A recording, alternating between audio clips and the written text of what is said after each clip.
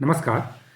New Zealand के प्रधानमंत्री Christopher Luxon Bharat की यात्रा पर हैं और आज प्रधानमंत्री नरेंद्र मोदी से उनकी मुलाकात भी हुई है। दोनों नेताओं के बीच द्विपक्षीय बातचीत भी हुई है, जिसमें व्यापार को मजबूत करने, मुक्त व्यापार समझौता और रक्षा समेत कई क्षेत्रों में समझौते भी हुए हैं। आखिर समुद्र में बसा एक छोटा सा देश न्यूजीलैंड भारत के लिए क्यों महत्वपूर्ण है? इसके पीछे कई कारण हैं। आज इस बात का हम विश्लेषण करेंगे। देखिए, न्यूजीलैंड और भारत के रिश्ते कई मायने में महत्वपूर्ण हैं और आने वाले समय में वो और भी ज़्यादा महत्वपूर्ण हो सकते हैं।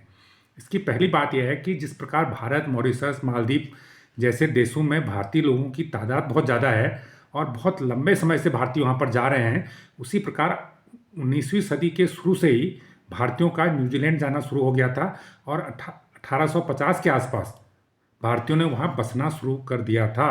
जो न्यूजीलैंड का प्रमुख शहर है क्राइस्ट चर्च, वहाँ पर 1850 में भारतीय जाकर बसने शुरू हो गए थे और आज वहाँ पर भारतीय आबादी करीब 3 लाख के आसपास है, जिसमें 70,000 लोग तो ऐसे हैं जो भारतीय पासपोर्ट पर रह रहे हैं या क्यों, यानी वो नौकरी करने के लिए जा रहे हैं या वहाँ पर पढ़ाई करने के लिए जा रहे हैं। स्टूडेंट भी वहाँ पर बड़ी तादाद में जाते हैं, नौकरी के लिए बहुत तादाद में जाते हैं, क्योंकि भारत की तमाम IT कंपनियाँ और कई जो ऑटोमोबाइल कंपनियां वहाँ पर काम कर रही हैं, तो इसलिए काफ़ी संख्या में वहाँ पर काम करने के लिए भी लोग जा रहे हैं। इसके अलावा करीब 8-9 हज़ार स्टूडेंट भी वहाँ पर हायर एजुकेशन के लिए गए हुए हैं। तो एक तो ये जो पीपल टू पीपल संबंध भारत और न्यूजीलैंड के बहुत गहरे हैं, इसकी वजह से दोनों देशों के सांस्कृतिक रिश्ते बहुत मजबूत हैं। तो पहली बात तो ये हो गई। दूसरा, जो अभी मॉरिशस के साथ कारोबार है बहुत ज़्यादा नहीं है, $2 अरब सालाना के आसपास है, लेकिन इसमें अभी विस्तार की संभावनाएं बहुत ज़्यादा बढ़ती हैं। तो इसको बढ़ाने की कोशिश हो रही है, इसीलिए दोनों देशों के बीच मुक्त व्यापार समझौते को लेकर बातचीत जो रुकी हुई थी, वो अब फिर से शुरू करने का फैसला भी लिया गया है। क्योंकि ये बातचीत 2010 में शुरू हुई थी, लेकिन 2015 में ये निलंबित हो गई थी, उसके बाद आगे नहीं बढ़ पाई थी। लेकिन अब आज जब क्रिस्टोफर भारत की यात्रा पर आए हैं तो दोनों देशों के बीच बातचीत हो रही है, तो ये निर्णय लिया गया है कि इस वार्ता को और आगे बढ़ाएंगे और जल्दी ही किसी मुकाम पर पहुंचाएंगे। दोनों देश मुक्त व्यापार करेंगे। मुक्त व्यापार में दोनों देशों के बीच में जो डबल टैक्सेशन वाला मामला है वो सॉल्व हो जाएगा और जो एक टैक्स की जो दोनों देश एक दूसरे पर टैरिफ लगाते हैं उसको काफ़ी हद तक लिबरलाइज कर दिया जाएगा और इस तरह से उसे तैयार किया जाएगा जिससे दोनों देशों का फायदा हो और दोनों देशों के बीच व्यापार बढ़े। तो ये उसका दूसरा कारण हो गया। तीसरी बात यह है कि भारतीय नौसेना ने जो न्यूजीलैंड के साथ हमारे डिफेंस टाई हैं वो भारतीय नौसेना और न्यूजीलैंड की नौसेना के बीच है। तो इसकी वजह यह है कि जो न्यूजीलैंड है वो एक ऐसा देश है जो समुद्र के बीचों बीच में है और लंबा सा बसा हुआ है और उसका जो आसपास का एरिया है, जो विशेष आर्थिक जोन जिसे बोलते हैं, जैसे कोई भी देश होता है उसकी जो कोस्टल लाइन होती है, उस कोस्टल लाइन से 200 समुद्री मील की दूरी तक उसका विशेष आर्थिक जोन बनता है।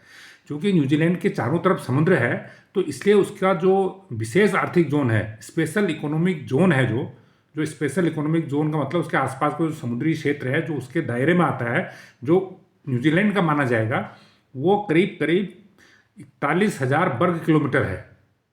तो इतना बड़ा स्पेशल इकोनॉमिक जोन दुनिया में किसी भी देश के पास नहीं है, भारत के पास भी नहीं है।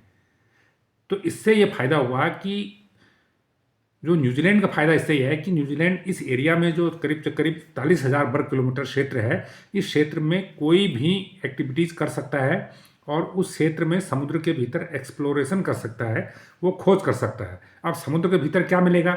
समुद्र के भीतर गैस मिल सकती है, समुद्र के भीतर ऑयल मिल सकता है, समुद्र के भीतर कोई धातुएं मिल सकती हैं कई किस्म की, उसके अंदर गैस भी है। इसके अलावा उसके अंदर जो समुद्री जीव हैं, जो समुद्री शैवाल है और जो दूसरे जो समुद्री जीव हैं जिसका जैसे फिश है या दूसरा झींगा है, इस तरह की जो चीज़ें होती हैं जिनका कारोबार होता है, जिनकी वैल्यू होती है मार्केट में, वो चीज़ें बहुत हैं।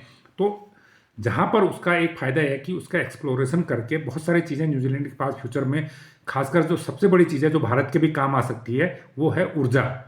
चाहे वो सेल गैस हो, चाहे वो उसमें कोई पेट्रोलियम प्रोडक्ट हो, तो इस तरह की जो चीज़ें फ्यूचर में न्यूजीलैंड के पास होंगी तो भारत के उससे अगर व्यापारिक रिश्ते होंगे तो भारत उससे ले सकेगा, उससे आयात कर सकेगा।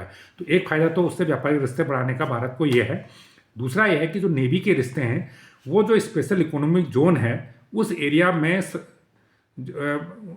एक्टिविटीज भी कर सकता है न्यूजीलैंड।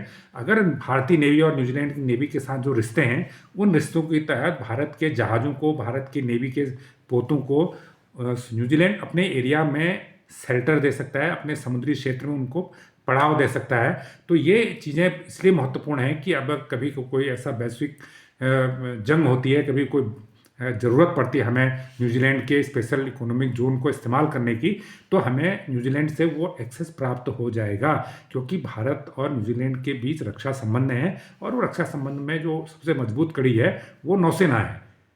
तो इसलिए भी जो न्यूजीलैंड के साथ भारत के रक्षा संबंध हैं वो भी काफ़ी महत्वपूर्ण है, क्योंकि उसका जो स्पेशल इकोनॉमिक जोन है वो भारत के लिए बेहद महत्वपूर्ण है। तो ये जानकारी आपको कैसी लगी, हमें कमेंट करके ज़रूर बताएं। जो लोग इस चैनल को पहली बार देख रहे हैं उसको लाइक करें, सब्सक्राइब करें और शेयर भी करें। धन्यवाद।